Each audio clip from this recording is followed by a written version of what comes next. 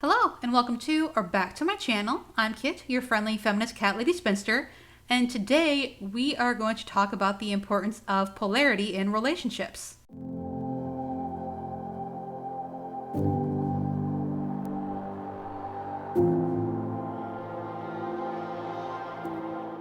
So back in January, Rebecca Barrett posted Importance of Polarity, Masculine and Feminine Energy, and I thought I would watch it because I was curious. I'm always curious. It's going to kill me one of these days. And I had some thoughts that I thought I would share. Today, I'm going to talk about polarity in relationships, and I'm specifically going to be speaking about masculine and feminine energy. But before we jump in, please give this video a big thumbs up, subscribe down below, and I want to give a huge disclaimer. I am going to be speaking about male and female relationships or heterosexual relationships. That does not surprise me because the whole premise to me is sketchy, but it really falls apart when you move away from a monogamous heterosexual relationship dynamic.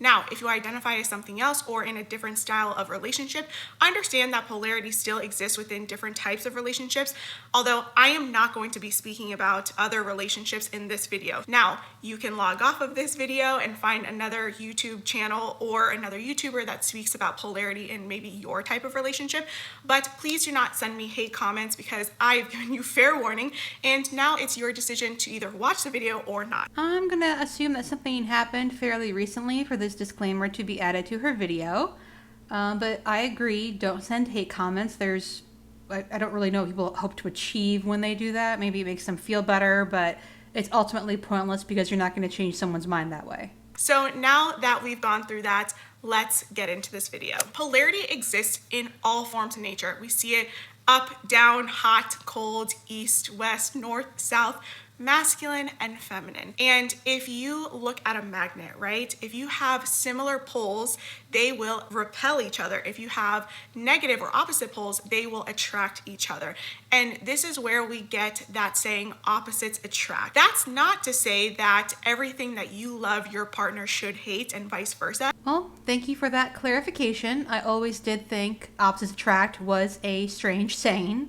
It just means that attraction and passion come from our differences, come from our polarity in relationships. And I would argue that we need to have a balance between similarities and differences in relationships to have a happy, healthy relationship. Yeah, I agree, because if you're too similar, things will be boring. It'll be essentially like dating yourself. But if you're too different, then you'll have nothing in common and thus nothing to really bond over. That is useful and also brings passion and attraction to your relationship. So now that we understand polarity, let's talk about masculine and feminine energy. Well, it was in the title, so I can't really say I'm surprised. Masculine energy operates out of logic. It's more left side of your brain. A lot of times, masculine energy comes with competitiveness, strategy, logic. It's more intellectual, and it's very much point A to point B. It's more of I think rather than I feel. But what makes logic and thought a masculine trait?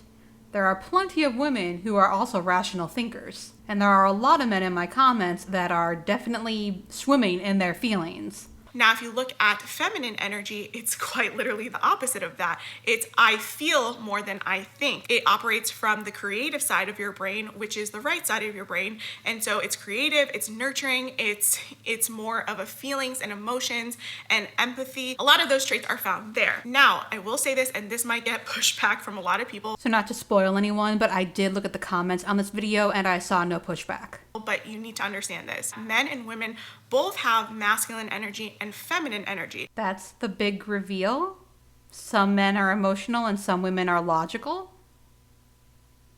I mean, I really don't understand why either of those things is gendered at all, but... However, we can apply the 80-20 rule in this particular situation, and with that, it should be men have 80% more masculine energy and 20% feminine energy and vice versa. Okay, so my first question is why that ratio? And my second is how would you measure that ratio? And my third is what happens if someone is like 70% masculine and 30% feminine? As society has progressed and feminism has infiltrated our societies, we have seen more of these different types of ratios happening today. We see more masculine energy women. And it's a bad thing for women to be more logical because...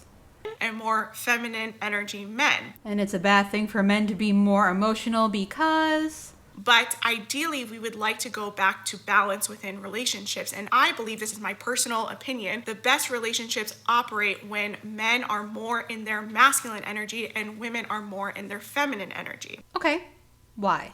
So to illustrate this a little bit further, I want to give my personal experience. You can take this with a grain of salt if you'd like. When I met my husband, my now husband, I was still very much in my masculine energy. We butt heads a lot at the beginning of our relationship. You know, being argumentative was actually not on the list of masculine traits mentioned earlier. That was until we got into premarital counseling and understood our roles as husband and wife and started applying these principles in our relationship. So I'm glad they sought counseling, and I'm glad that counseling worked out for them.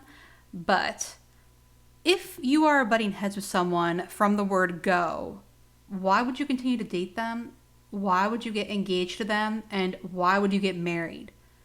I kind of wonder if she maybe exaggerates their fights to, I don't know, make her testimony of how submission is the bee's knees even more believable. And with that, I naturally became more feminine and stepped into more of my feminine role and stepped into my femininity from that point on. From that point on, it was less about contention and battling each other, and it was more peaceful. These things can balance out over time if you work on these things. It doesn't happen overnight. There's a lot of unlearning that needs to happen because, like I mentioned before, society has almost trained women to be more masculine and trained men to be more feminine. This is so interesting because I so often hear about how feminine and masculine qualities are innate, but then I also hear that we have to be trained in them.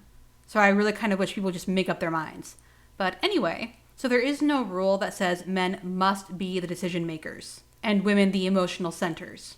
And if you stopped telling boys they're acting like a girl when they cry and stopped telling women they're acting like a man when they make a decision or behave in some other way you interpret as masculine, you might be surprised by how alike men and women can be. You can go back to a more balanced view. 80-20 isn't balanced though.